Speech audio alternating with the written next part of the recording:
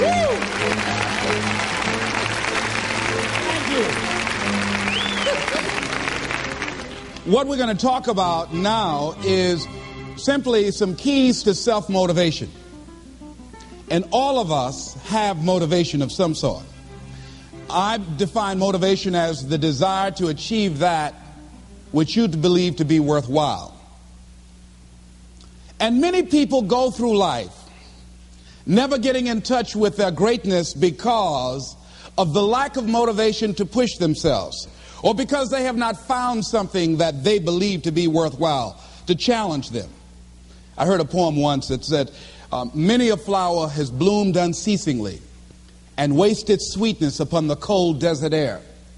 It's translated, that means simply that many a talented persons have gone unnoticed, and the world never had a chance to be exposed to their talent because that person did not take the time to begin to express or to demonstrate or to motivate themselves in the direction to bring that which they came into the universe to bring. How can you measure your motivation? How can you evaluate where you are on a scale of 1 to 10? Let's do this for ourselves mentally. How do you rate yourself from 1 to 10? Your mental attitude about yourself, how you feel about you, how you feel about life. How do you rate yourself on a scale of 1 to 10 in terms of your physical appearance, in terms of your health? Do you take care of yourself? Are you allowing yourself to get overweight and out of shape? Are you conscious of your health? Are you watching the food that you take into your body? Do you make a deliberate effort to exercise? You know, it was George Burns. He said, we cannot help getting older, but we don't have to get old. And many of us get old before our time because we don't take time to take care of ourselves. Your environment is a very good indicator. On a scale of 1 to 10, is it what you want it to be? Do you find it desirable? Are you satisfied? The job or career that you're involved in. Someone said that 85% of the American public are unhappy with their jobs. Are you spending 8 hours a day just doing time? Doing something that you don't find challenging, that does not make you stretch mentally, that does not stimulate you, that does not inspire you. Something that you don't find a sense of fulfillment in it. If you're doing that day in and day out, it has to affect how you feel about yourself, your level of motivation. Your relationships. What kind of impact is it having on your life? Is it nourishing or is it a toxic relationship? Does it drain you or does it build you up? Ask yourself that. How motivated are you to do something about it? Your contribution, your actions. What are you giving? Many people will leave the universe without a trace. No one will know they were here. And in fact, under their name, we could put under there, not used up. Will anybody know that you came this way? What contribution are you giving? What will you leave? What will be different because you came this way? Someone once said that life is our gift to us that God has given us, and how we live our lives is our gift to God. What kind of gift are you formulating? Is this a gift that you like to take back and do something else before you turn it in? Think about that.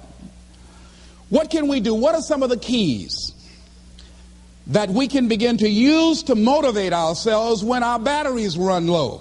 Because I don't care who you are, I don't care what you do, at some time you are going to get tired. At some time you're going to get in a rut. Seem like nothing you do works out right. And sometimes it just seems like you just don't have the wherewithal or the will to do anything. That sometimes you act like you're punch drunk. You're just wading through life, just doing time day in and day out, looking at non-discriminatory television, anything that's on, just looking. And depressed, feeling powerless, feeling useless, and bored. What do you do? How do you get yourself out of a rut? How do you, when you know you can do more than what you've been doing and you're not doing it and you're discontent with where you are, you get angry at yourself. How do you get out of that rut? How do you motivate yourself? One of the things that we must do is that we must be involved in working on achieving self-mastery. You must work on yourself continuously. Never be satisfied with yourself. Always know that as you invest the effort and time on you, that's the greatest ability that human beings have above animals. See, a dog can't be anything but a dog. Tree can't be anything but a tree. Human being, you've got unlimited potential. You can put effort on you, and by concentrating on you and developing you, you can transform your life wherever you are right now. So you want to work on yourself. You want to read books that inspire you and motivate you. You want to listen to tapes over and over and over again. And I suggest that you listen to tapes when you first get up in the morning. You want to control the spirit of your day. When you first wake up in the morning, your mind is operating at 10.5 wave cycles per second. That's when the subconscious mind is most impressionable. Whatever you hear in the first 20 minutes when you wake up, that will affect the spirit of your day. When you listen to tapes, listen with relaxed belief. Believing that this can happen for you. And by listening to them, listen to them over and over and over again, and you will get a breakthrough.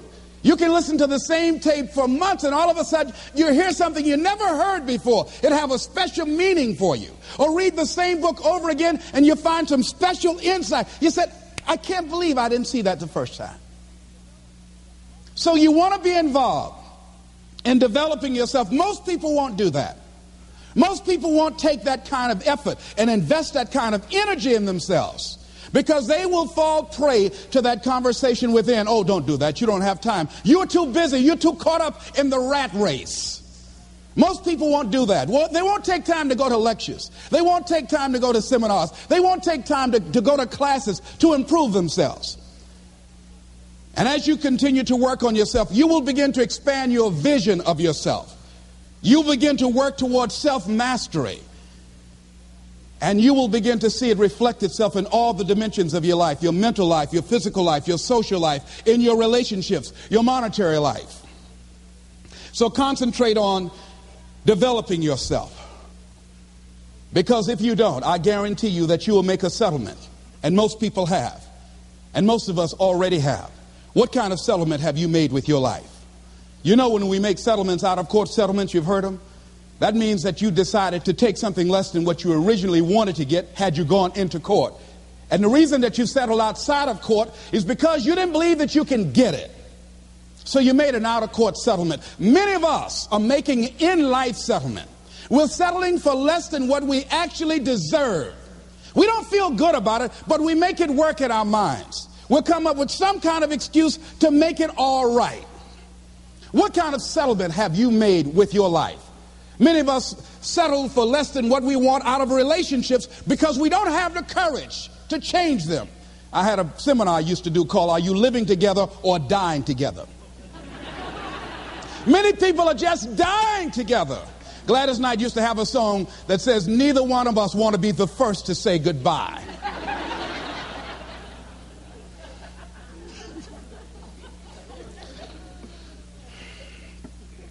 The next thing is, in order to begin to find some keys to self-motivation to drive yourself, in addition to working on yourself, and as you work on yourself, you feel good about yourself, and as you feel better about yourself, you treat yourself differently. Develop a health plan.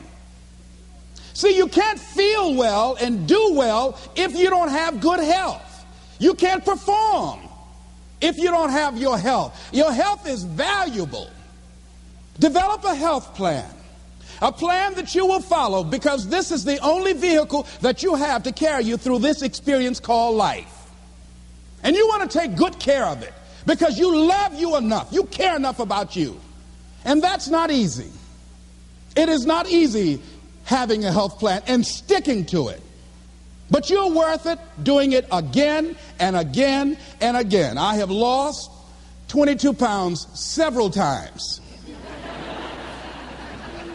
I always do it.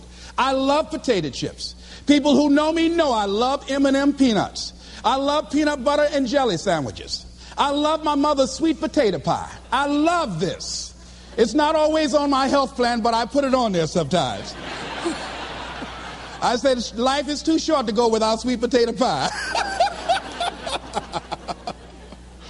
If I go tonight, I want you to slip a slice of sweet potato pie in my casket and watch the smile on my face. Next thing is, as you take care of yourself, the next key is keys to motivation, to self-motivation. You want to live life with energy and passion. You want to make a conscious effort to be lively. See, in life, you either saying hello or goodbye. You either on the way or in the way. Leave dead people alone. Some folks just walking around looking sad. How you doing, honey? Stay away from these people. Just go away from them. It affects you.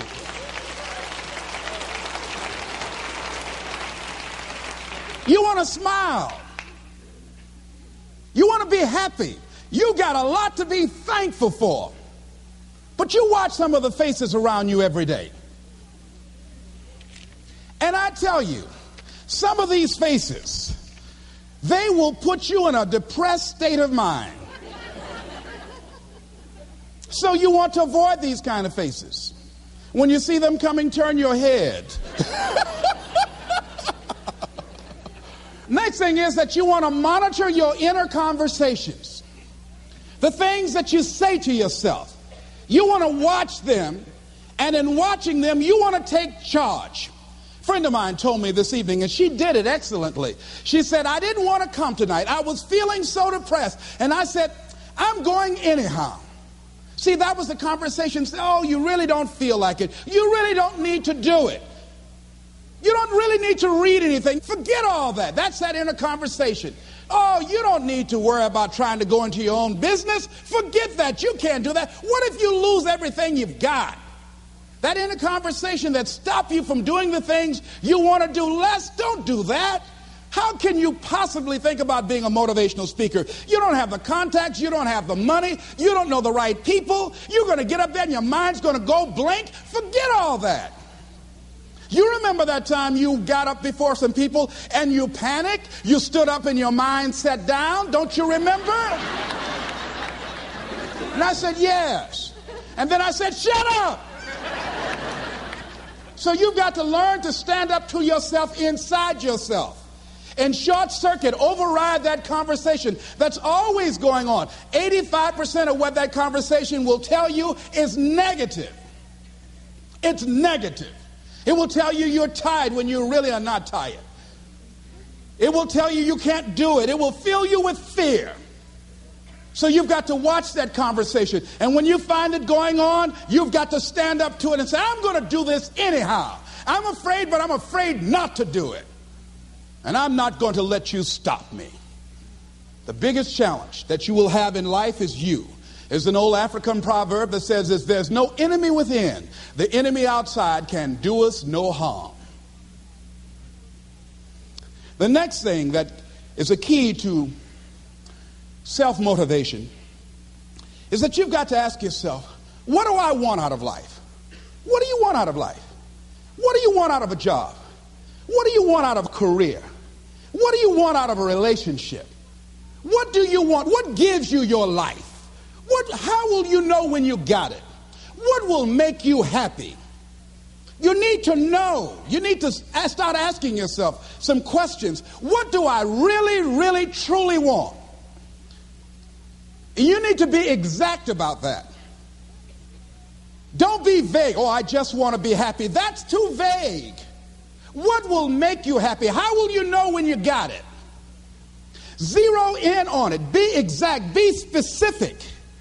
And as you do that, that will stimulate that superconscious mind or the reticular activating system of your mind that will begin to find those things, to identify with it. And once you begin to determine that which you want, take the time to write it down. Don't just think about it. Write it down. That is a subjective process that engages the subconscious mind. Write it down. Once you write it down, read it 3 times a day, morning, noon, and night. Why is that important? Because what it will do, it will cause you to focus. It will cause you to concentrate. When that other conversation is going on telling you what you cannot do, telling you all of the impossibilities and all of the obstacles, your concentrating will begin to create a larger vision within yourself, and you'll start looking for and seeing some new opportunities. You start creating some openings for yourself. As you begin to read that every day, day in and day out, that will make you focus. That will discipline your thinking. And you'll get all kind of creative ideas. As I talk to you right now, being involved in this immersion process, you're going to create some openings for yourself. You're going to get some ideas. You're going to feel your adrenaline flowing, and you're going to think about something, some idea you had. And you say, I want to go back and I'm going to look at that again from a different vantage point, not from the level of the problem or the obstacles that I encountered, but from a higher vantage point. Because what you will begin to see and to know as I talk to the higher consciousness within you, that you are powerful, that you are a miracle worker. And that inner conversation has conditioned you to believe that you are not. And as you begin to discover the truth of who you are, whatever challenge that you're facing in life, and if you're living, you're facing some challenge, you'll begin to know that you're powerful and that you're a miracle maker. So as you begin to write down exactly what it is that you want, read it every day. The next thing is, see yourself there. How will you feel once you get there? What will the experience be like for you? What will be different? What kind of person do you have to become in order to get there? Visualize yourself there, living the experience. I remember when I ran for state representative in Columbus, Ohio, and I had a lot of people telling me, and you got to watch not only the conversation within, but the conversation without, telling me, Les, you can't possibly win. You can't do that. And I went down to the legislature, and I saw myself. I knew what I wanted. I saw myself in the chair. I pointed out the chair that I wanted. I used to go and sit up in the galleries and watch the legislative process. I used to go to the committee meetings and listen to legislation being introduced.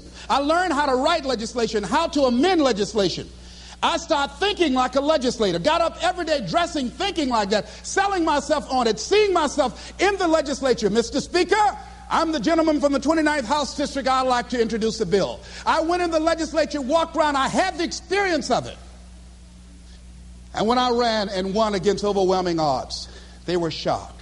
I won the election even before it was held because I was living it in my mind. You want to see yourself beyond your circumstances. You got a challenge, see yourself beyond your challenge. See yourself with the challenge already resolved. And knowing that all is well, seeing yourself in control and in charge of your destiny, being healthy and happy. The next thing is, it is important in the area of motivating yourself, it's important to know why you're doing it. Because that mind will say, why bother? Why go through all this? This is too hard. No, throw in the towel. It's not worth it. Has it ever said that to you before? Here's how you can handle that. Here's how you override that. Write down 5 reasons why you deserve it. Why do you deserve what you want? Why you? Why do you deserve it? What meaning and value will it bring to your life? What's so different about you that you deserve your goal or this goal? And when you write down those 5 reasons, when you have some down moments, and you're going to have them, when that conversation starts talking to you, and it's going to talk to you, what you will do is you can pull that out and read it, and it will build you up. It will be your rod and your staff to comfort you through some challenging moments. Because you're going to have some. Life will knock you between the eyes. It will catch you on the blind side, come out of nowhere, stuff you can't anticipate. That will knock the wind out of you. You want to give up. That's why it's important for you to work on yourself, listening to tapes, building yourself up, talking to yourself with power, feeling, and conviction, building yourself up day in and day out, because it's coming.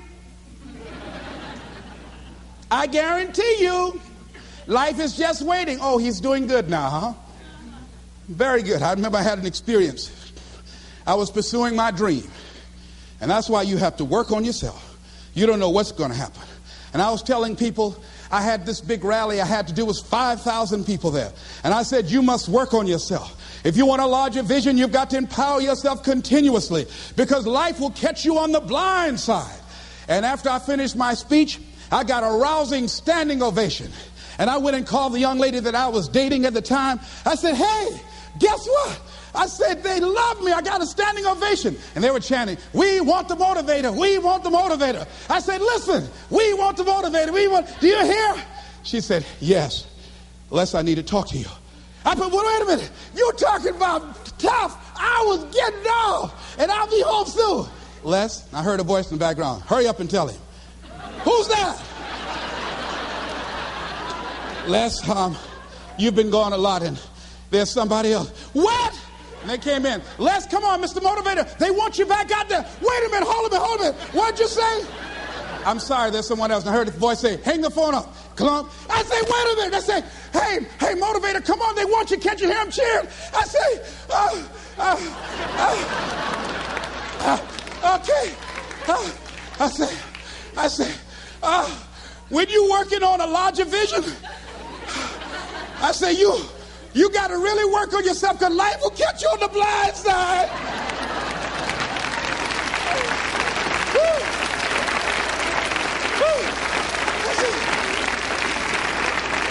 I say, you better be ready. And you better make sure you want it because it'll make you cry. And somebody said, the Spirit is on him. Thank you. I was talking till they started blinking the lights. They had to come pull me off. And I said, you got to have a larger vision. You make sure, wait a minute, you make sure you work on yourself. They said, come on, Mr. Brown, come on. Yeah. I went back to my hotel room, and loneliness and heartbreak was sitting on the bed, said, are you coming in now? Do you have your larger vision now? How's your positive attitude? Say, get on in here. Are you still breathing? Shut up. No, you want your gold? No, I don't want this gold now. Life will wear you out. You'll be saying, no, I can't, and no, I won't. You try to read and can't see nothing through the tears. I went plundering through the drawers in this hotel trying to find a Gideon Bible, anything, you know. I said, anybody help me. Yahweh, Yahoo, anybody. Boy, I tell you, that's why you got to work on yourself. Because life will send you some curves you cannot anticipate. The next thing is that whatever you do, you want to develop technical mastery. You want to be the best at what you do. You want to master it. See, part of self-motivation is you've got to find something that gives you a strong sense of competence. Well, you become known for that. You develop a reputation of being good at doing that. You set some high personal standards for yourself. You're not competing with anybody else. You're just unfolding yourself to be the best person that you could be. That you want to give the best quality service that you can give, because that is a statement about who you are. The other thing that's the key to self-motivation is recognize the fact that you're going to get into some slumps. Recognize the fact that you're going to encounter a great deal of failure in life. It goes with the territory. But in the face of that, you want to be relentless. When you want something, you don't expect everybody to say, oh, come on in. You want this? Oh, great. We want to give this to you. You're such a nice person. You're doing it for your family, aren't you? Great. No, life isn't like that. No, many doors will be closed in your face. Many loans that you will want. And they'll say, no, you don't have enough collateral. You don't have enough credit. And most people will give up. But you've got to decide that I'm going to be fearless. I refuse to be denied. And I'm going to go all out. I'm going to be relentless. I don't care how many no's I encounter. I like something Isaiah Thomas said when he was getting ready for a basketball game. He said, I'm going to either shoot us in or shoot us out. But I'm not going to not do anything. And that's the way to go. You can't make a basket unless you shoot the ball. You can't hit a home run unless you take a swing at it. Most people won't even take a swing. Well, I probably won't make it anyhow. That's the conversation within. They probably won't give it to me anyhow. If you want something, you've got to be relentless. You've got to decide, I deserve this, and I'm going to have it. And you go all out to get it. That drives you. The next thing is that when you want something out of life, you've got to be willing to go into action. Don't wait around for things to be just right. Don't wait for things to be perfect. Don't wait for the ideal situation. It will never be ideal. There will always be a reason. Well, as soon as the children grow up, or as soon as I pay my bills, or as soon as I get my divorce, as soon as I get enough money together, do what you can, where you are with what you have, and never be satisfied. A lot of people never take a chance in life. They don't want to take any chances. They want the situation to be ideal. See, that's not walking by faith. That's walking by sight. If I can see it, I'll do it. No. That's a lot of people say, if I can see it, I'll believe it. No. If you believe it, you can see it.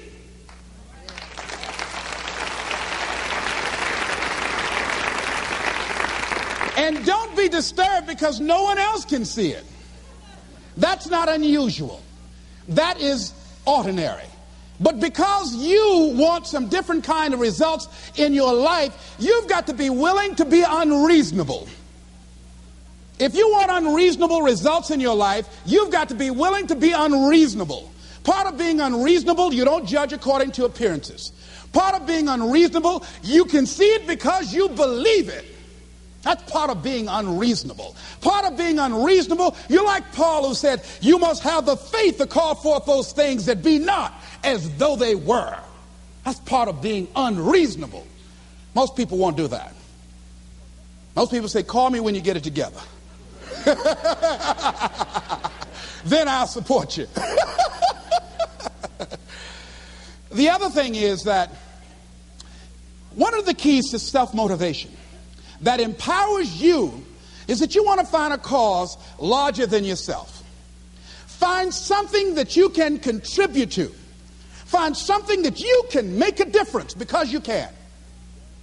Part of what feeds your larger vision, part of what gives you a reason for being, part of what gives you your life is being able to give something back. Say, I can't afford to give anything. You can't afford not to give. Give your time. Give your talent. If it's nothing, just to go over there and lick envelopes. I don't know exactly what I'm going to do, but I'm going over there. It's part of my tithing in the universe. Once you develop that special sense of mission, and that's what you develop when you're part of a larger cause than yourself, it drives you. You don't need an alarm clock to get up in the morning. You have special power. You'll go places and folk will like to be around you. They will know there's something different about you. When you go in, they'll say, hey, that's somebody important. I want to know who you are. I just want to be near you. That energy that you have, that consciousness that you will embody will affect everybody around you. The next thing is that you want to create a home court advantage for yourself. You've got to be aware of who you have around you. So you want to be selective. Have friends that will enable you to grow. I have friends that help me to grow spiritually. These are my spiritual friends. I talk spiritual stuff with them. I have some other friends who are just intellectual friends. They make me grow intellectually. They make me stretch. I have some professional friends. I'm a member of the National Speakers Association. I get together with other speakers and we learn from each other and we grow from each other. I have other friends who are just social friends. All we do is just socialize together. We'll look at a basketball game together or go out dancing, but that's all we can do. We don't talk anything serious, nothing spiritual, nothing intellectual. That's not that kind of relationship. Nothing heavy up in here. Have other friends, we walk together. That's all we can do, walk together. Talk about we're going to lose weight one day by and by for good, all right? That's all we do. Nothing else. So, according to the relationships that you develop, we grow from people and projects. And the relationships that you develop can enhance and can enrich your life, or they can drain you. I know many talented people who had a great deal of potential, but because they didn't surround themselves with other people that will inspire them to transcend themselves, they never realize their greatness, and they will end up going to their grave with all their good stuff still in them. So you want to look at your relationships, the people that you're involved with, the people that you communicate with most often, and you want to ask yourself the question, what am I becoming because of this relationship? Does it inspire me? Am I motivated? Am I encouraged? Am I driven to develop myself? Am I seeking my own greatness? What kind of person am I becoming because of this relationship? Am I becoming more cynical and negative about life? Ask yourself that. The next thing is, you've got to say yes to your life. You've got to say yes. Yes to my dreams. Yes to me. Yes, I can make it. Yes, I can. Doesn't matter how many failures I've made. Doesn't matter how many mistakes I've endured. Doesn't matter about my defeats. Doesn't matter about what I've done. Yes, yes. I don't care about the fact I'm in a hole now. Doesn't matter about where I am. Yes. The last chapter to my life has not been written yet. If you judge me now, you'll judge me prematurely. I haven't exposed all my stuff yet. I'm still in the process of transforming my life. I'm still in the process of becoming. Yes. I had somebody in my life at one time told me, you'll never make it. And I said, I'll show you. And what energized me, what motivated me was something that Frank Sinatra said. He said, the best revenge is massive success.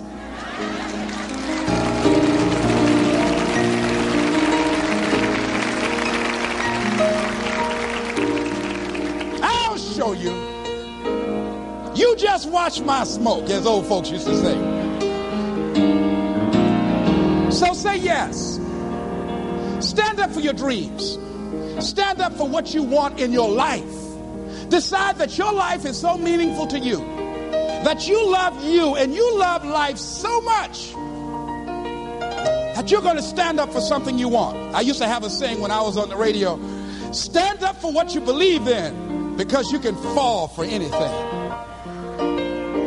So what I say to you this evening, that you are powerful. You have miracle working power in your life right now. But you've got to work on yourself. You've got to develop yourself. You've got to talk to yourself day in and day out, selling yourself on you and on your potentials. And you've got to know that you are worth all of your effort.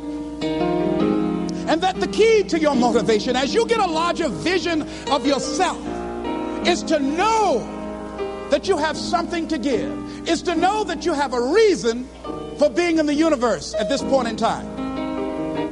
I want you to stand up for your life right now. Anybody want to stand up for your life? Stand up for your dream? Stand up for your dream.